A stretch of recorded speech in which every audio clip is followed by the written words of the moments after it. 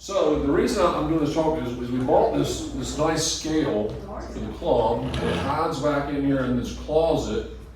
I wish you didn't hide in the closet because A closet? It's a room. It's a closet. It's a trainer room. How's it called? Trainer room. This is really a fantastic machine, and it can really guide whether what you're doing is making a difference with your trainers, how you're eating, how you're living, because this calculates your body composition. It's not like a regular scale. This, I don't know exactly what kind of deal they got. This is about $10,000. Okay, so That's why it's not out in the room. yeah. So, but it's really helpful, and that's the whole crux of this talk. So we need to get more use out of this thing, because the most important thing to all of us, I'm sure, is why you're here and is why you come work out, is everybody wants to try to do anti-aging. Everybody says, oh, anti-aging. Well, that's a bunch of malarkey. Physics, entropy, we are all going to age no matter what we do. There may come a time in the next decade or two with, stem cells and certain genetic tweaks where we may can reverse aging. That is not reality in this day and time. So our goal is to see how we can live as healthfully as we can into our latter years. So health span as opposed to, longevity or anti-aging. Because longevity, you could live to be 100, but be in terrible shape and not really have quality of life. And part of the keys to longevity in a healthy way, health span longevity, is knowing what your body composition is. It is one of the number one, if not the number one determinant of how well you're going to age. Because body composition affects how your metabolism works, it affects your bone strength, it affects your balance, it affects your body in every way, shape, and form. So a lot of people used to always think of body mass index, BMI. Well, I'm gonna give you a kind of a visual. I don't have a big fancy slide thing. But imagine two people that are 60 years old, they're the exact same height, and they're exact same weight, identical. The one on the right is lean, fit, you can see the muscle outline. The one on the left has skinny arms and legs, and it's got a pooch. But they're the same weight, and they're the same height. Their body mass index is identical. Their BMI, no difference, zero difference. And that's where this comes in handy, because this is not just going to tell you how much you weigh and what your body mass index is. It, by what's called bioimpedance, it actually, you can't feel it. A small electrical current goes through the foot pads, you got to do it barefoot, and through these arm pads, and it calculates by impedance, basically resistance through a circuit, just like resistance in an electrical circuit, what your body water is, what your muscle mass is, and what your fat mass is. And so the goal is to get your lean muscle mass higher as you exercise and train and diet and do all the things you're doing, and reduce your fat mass, particularly your visceral fat mass. So this is the big problem for health.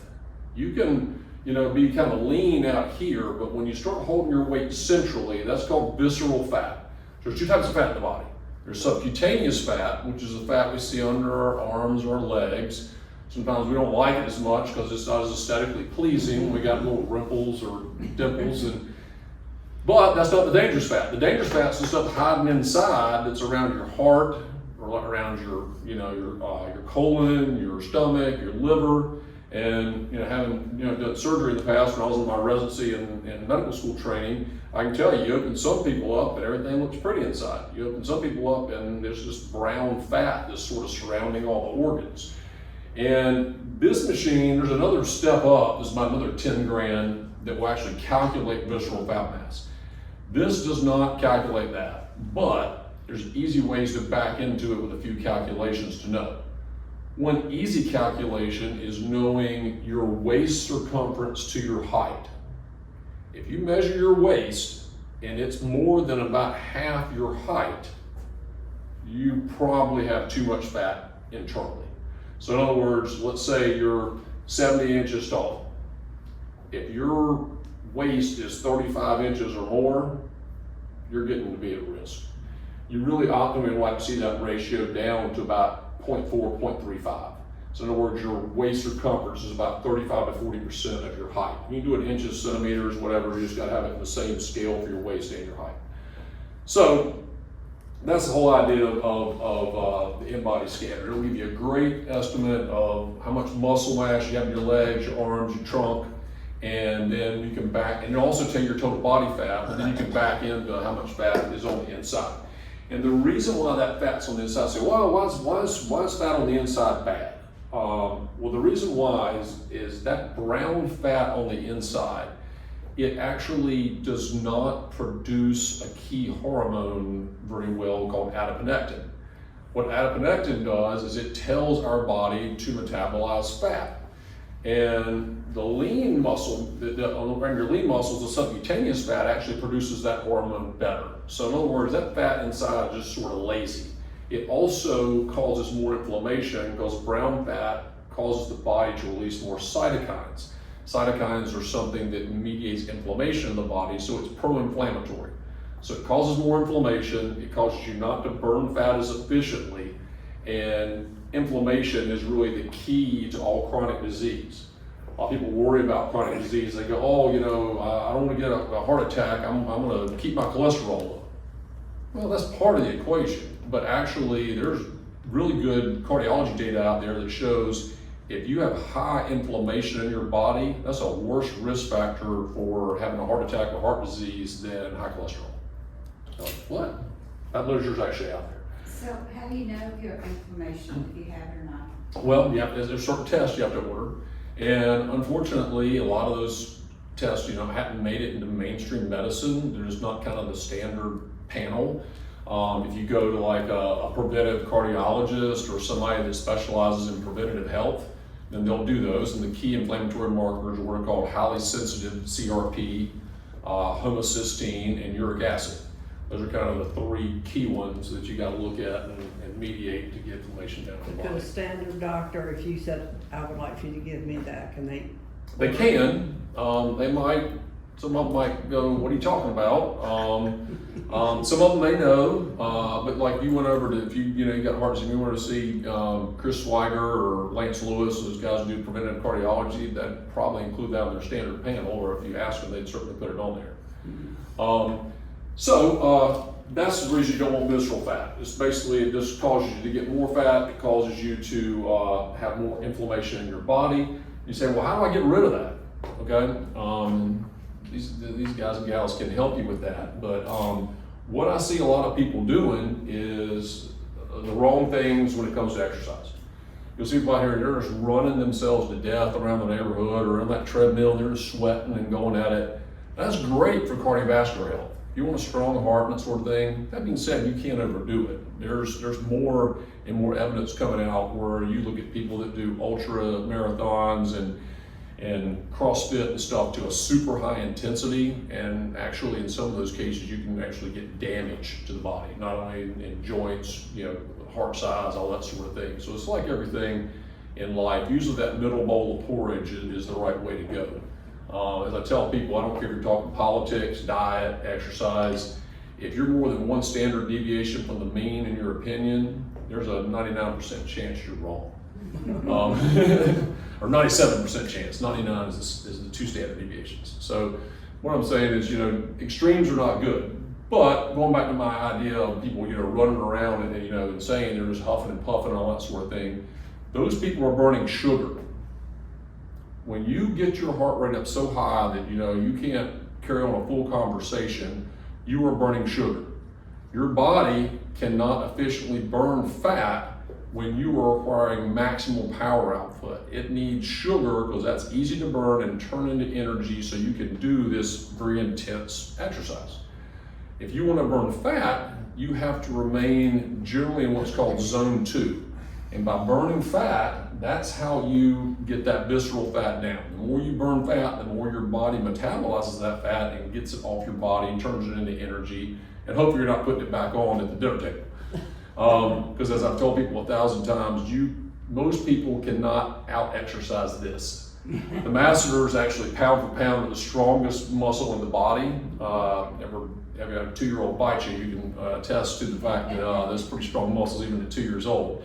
And all joking aside, but the muscle strength, I mean, just especially with the calorie dense foods that are so available in our society today that are ultra processed and that sort of thing, you can just, I mean, how many calories would you guys say on a good hard workout your clients would burn here in the gym? What would you guys say?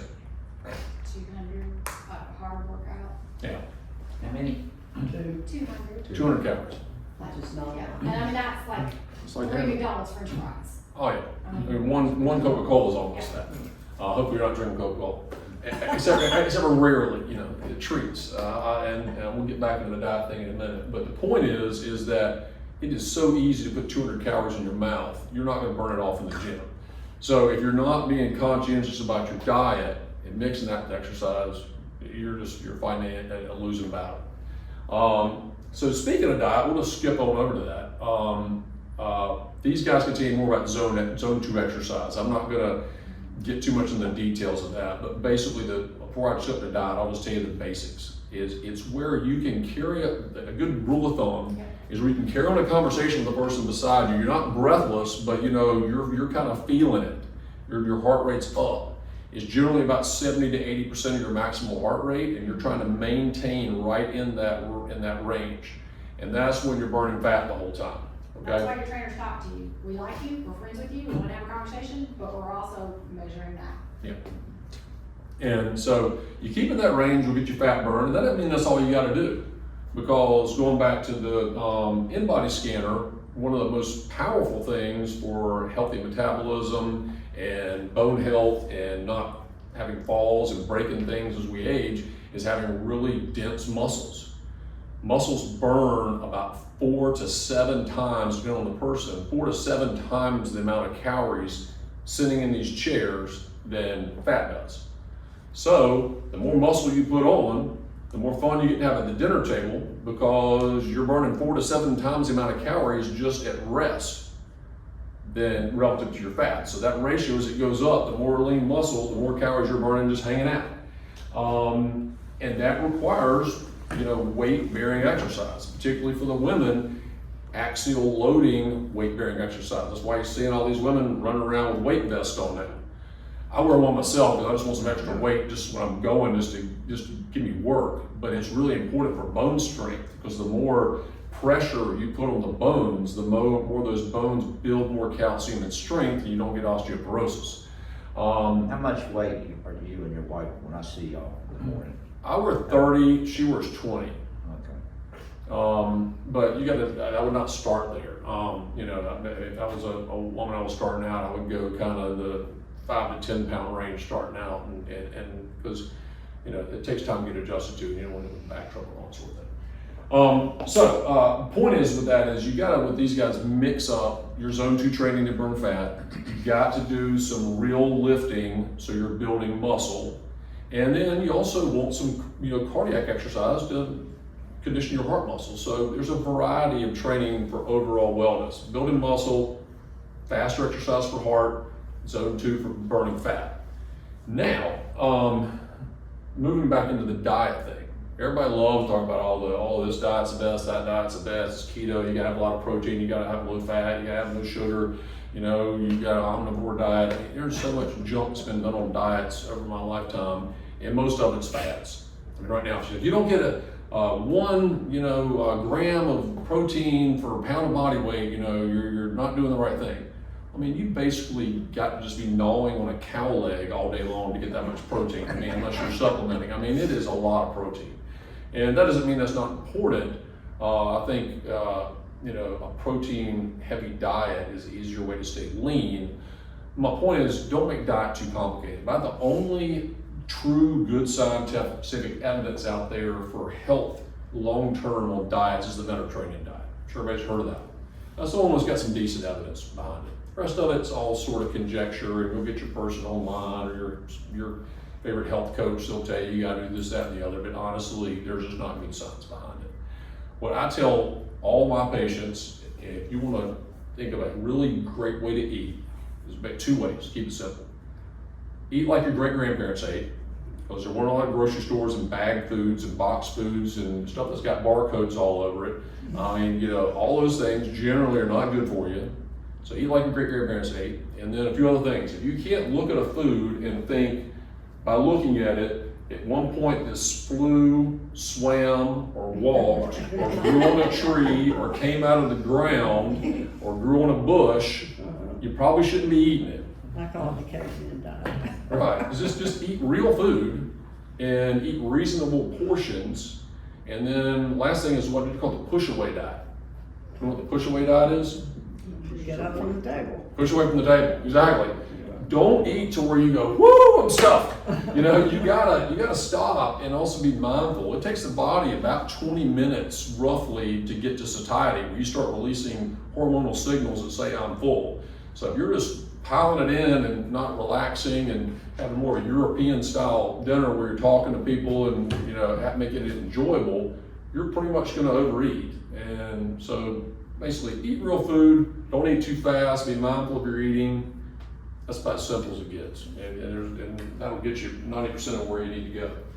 All right, let's see if there's anything I skipped over. Look at my notes, maybe I was just important here. So I would encourage you all to definitely sign up to use this machine to get a baseline as to where you are.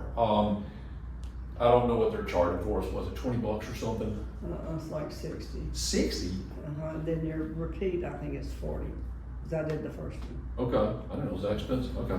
Well, Take your country club. I'll tell you what, I gotta keep the lights around this place. How else am I gonna pay for that 18th fairway? Yeah, I know. Dr. Heston, is there less sophisticated ways to see if someone has inflammation besides like the blood work route? Just like if you met with somebody, would there be other things that might be a red flag before you went into the blood work? Yeah, I mean, if you feel, you know, pretty much great, you're having your basic screenings, you don't have a lot of health issues and stuff, you know, it's unlikely you have a lot of significant inflammation in your body. But, you know, it's the sort of thing like a lot of people, you got some brain fog, you got some joint aches that just won't go away no matter what you're doing, you know, sleep disturbances, things like that. If things just aren't quite right, I mean, it's definitely worth checking. And it doesn't mean that just because your inflammatory markers are up, that all of a sudden you got a cure. Now you got to figure out, where is it coming from? Is that coming from my diet? Is it coming from my gut? Is it coming from stress? Is it coming from crappy sleep? I mean, you know, there's a whole, you know, basically foundation to health, which basically involves diet, exercise, sleep, and emotional well-being. I mean, you can have high inflammatory markers just because you got a tremendous amount of emotional or mental stress on your plate. It isn't always just, you know, organic per se. Mm-hmm. But you know, that's just sort of a sniff test. You know, you really need the blood work if you want to know for sure. So if you're going to do the in-body scan, the reason to do it is, so actually before I get there, people probably heard of DEXA scanners before. I've been trying to talk Delaney Radiology into converting their DEXA scanner over into a full body mass scanner. It's extra software they have to add on, but unfortunately I don't have enough for bone density, so this is about the best we have in Wilmington. However, this is very accurate for water weight, it's very accurate for muscle, and it is within about 2 percentage points for body fat. So you're pretty darn close. And it doesn't really matter, in my opinion, if you're off by a couple of percentage points on the body fat. It's all about the trends. So you know where you're starting when you do it, and are you making progress? And I would tell you, don't do it more than about every 3 months. It takes about 3 months to notice a meaningful change in body composition with proper diet and exercise and sleep and everything else. But it's great for tracking progress, you know, again, over time, regardless if there's a small percentage difference between that and the gold standard, which is the DEXA scan. I would recommend always doing it in the morning and doing it fasted. So do it before you eat anything, because if you eat or you put a bunch of fluid in your water and you hydrate up like Josh is doing, you know, that's going to affect your scan, because if you want to have it consistent. It's just like blood tests. If you take blood tests, you know, one day in the afternoon, the next time you do them is in the morning, there's gonna be some variation. It's just hard to track, you know, from one test to the next. Definitely empty your bladder beforehand. So you go to the bathroom, pee, you don't want a full bladder. Again, that's gonna have more water in your system. And that's about it for that. So the summary is kind of don't chase perfection, chase progress. That perfection is always the enemy of getting where we want to go. Start strength training, eat smarter, sleep better, and basically control your health span. If you do these things and don't make it, too hard, you can really age well. I got two big heroes in my life for just kind of health and longevity. There's one guy who was a friend of my wife's that I met, and they moved away. This was years and years ago, and it was his second marriage, and he was 72 at the time. We went on a trip to Italy, and we were hiking the Amalfi Coast, and he didn't even know we were going on a hike, and he shows up in loafers, about what like Rudisel's got on, and we're going up gravel and mud and dirt and stuff, and he is just right on my tail for just miles and miles. And so Phil's one of my big heroes. At 72, he was just as agile and fit as I am at 54. And then my other big heroes, some guy you guys may know, he's from Charlotte, but he has a house down in Roswell Beach, a guy named Larry Dagenhart. And Larry, I think just turned, I got invited to his birthday, I wasn't in town, was in July. I think he turned 93. And Larry worked till he was 87. He had bilateral knee replacements at 91. He still gets down on his hands and knees in his garden and gardens, goes out in his boat, sit on the back porch with you to have a beer, drives back and forth from Charlotte with his second wife. He outlived his first one, or his girlfriend. She's 72 or 73, but he's 93 years old and, just as sharp mentally and physically as you can be. And, that's the way to live. I tell Larry, I want to grow up to be you one day. Well, genetics plays a little bit of. Absolutely. Genetics does play a big factor in a lot of things in our body, but it's not overcomable with right lifestyle choices, and also sometimes medications and supplements can help us tweak our genetics to get things better. But that's absolutely true. So lifting weights, I see you lifting weights, heavy weights out there. Yep. So I work with Susan, and we don't ever lift weights. Do a lot of cross cardio. My belly sound like I need to lift more weights. Absolutely. I would get her to work that in with you. But here's the thing, especially for men, women are usually a bit more cautious by nature when it comes to trying to lift or do too much. And I see a lot of people decide to take up too strenuous an exercise and end up, pulling, tearing their Achilles, quads, biceps tendons. You can really get hurt, and then you're, on the, out of the workout room for the gym for, weeks, if not months.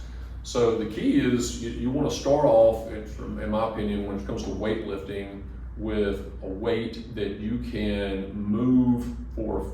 I like to start off, and Josh may have a different opinion, I like to start where you can do a weight you can move for 15 to 20 reps through a full range of motion, not these little short range of motion. So like if I was doing, like say, an overhead press, I'd want to be able to come all the way down and come all the way up for 15 to 20 reps, and I'm getting fatigued towards, let's say I'm doing 20, starting to get fatigued around 16, 17, but I can finish 20 pretty easily. Over time, that will start building your base. It will get your tendons, your ligaments more flexible. And ultimately, your goal is to get to where you can lift a weight that by the end of your number of repetitions, you think you can maybe, if you tried your hardest, get 2 more reps out.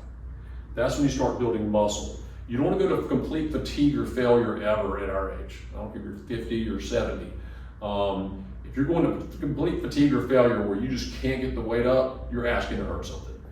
But you want to get to where you do that, say that 14th rep, and you go, I got it, but I might squeeze out 2 more. All right, you're done. And if you're not the next day a little bit sore, then you probably haven't accomplished anything. But you also don't want to go right back in the gym and do more weightlifting. People, a lot of times, just go too hard. If you watch me, I'll do heavy weights one day, but then I'll be on the treadmill, or I'll just be doing like a short run around the block. I'm always giving myself recovery time in between the heavier lifting.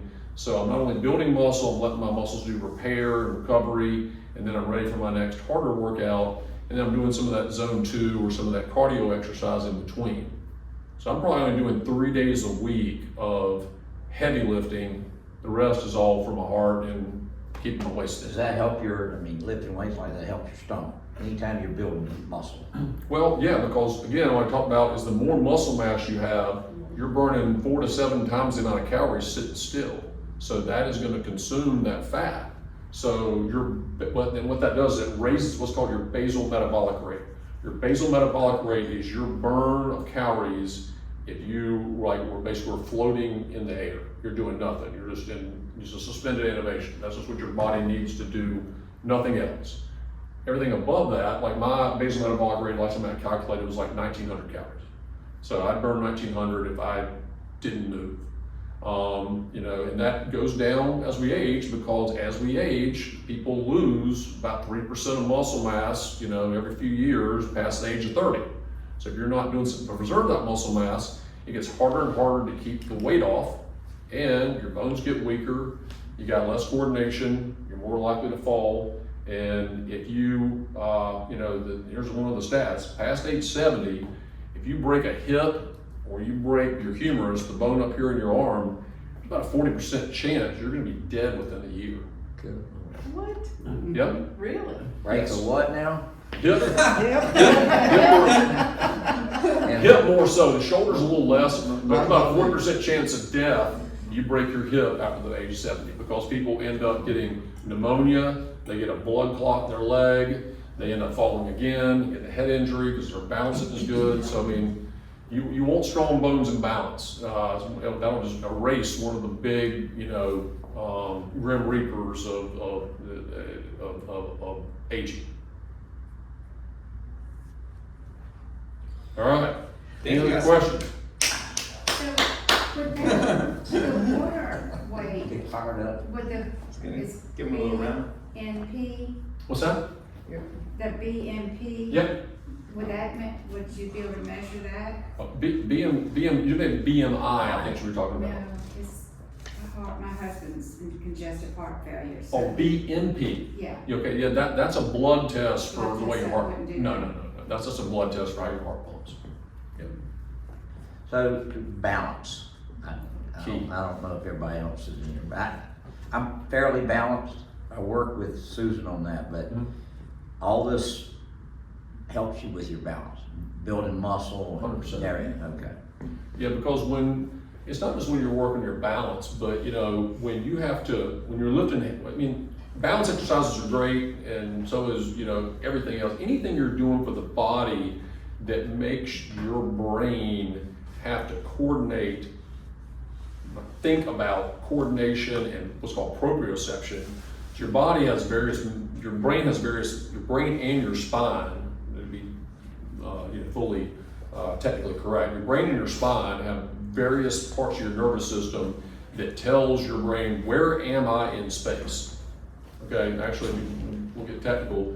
It's a combination. Your eyes, your inner ear, and then what's called the posterior columns of your spine, and then the cerebellum, the back part of your brain, all combined to say where I am in space. So if you have vertigo, if your inner ear gets screwed up from vertigo, it feels like the room's moving, you're trying to hang on to stuff. So your body needs all those things to be conditioned and in good shape to keep your balance good. And one of those things is when you're moving heavier weight, your body has to focus more on the coordination and also where this weight is in space in order to not drop it because it's heavy. And so it's just basically a training exercise for your nervous system to have better coordination, especially when you take that weight off. That's the reason the weight vests are also healthy, because then if you can maintain coordination with a weight vest, it's a lot easier to do it with 10 or 15 pounds not on your back. You got it. You a sense of direction. Those weight vests, you get them in Dick's. We order top. You probably can. Yeah, I just ordered them on Amazon. I'm surprised they ship them to you on the Prime. I'm like, what does it cost to ship 30 pounds? It probably costs more than the dang thing to start with. But yeah, I'm sure they got them at Dick's now. It's become so popular when we got them a while back. I didn't They probably have it at Target. Probably did. Yeah. But make sure you get a comfort one. The first one I ordered from this outfit is a military guy called Go Ruck. He kind of started the whole thing. Ruck, man, that thing, it was nice, but it felt like I was wearing a burlap sack with 40 pounds in it. I was like, it was like cutting into my shoulders. I was like, I had to send it back. I was like, I can't take this. Make sure you try it on and it's comfortable before you buy it. I haven't seen these things, are these things you can add weights to? They do have some where you can add the weights. The ones that I got on Amazon, they're just pre-weighted, so you can and they're pretty cheap. So I mean, we just got a couple and let's call it that, rather than have a bunch of weights lying around the house we got to take in and out. Put two on. You can do that too. So you don't walk that fast? What's that? Do you walk fast? I mean, I don't know what you consider fast. We do about each morning. We do 2 miles in about a 13, 14 minute mile pace. So That's That's fast. Yeah. What I say is I walk like I'm late to class, unless my damn dog stops to sniff something and I gotta drag him. But generally try to maintain it like I'm late to class sort of a pace. Yeah. That's definitely a fast clip though. That is Yeah. fast. Yeah. I'd say 16 or 4 minutes, 15, what I try to do.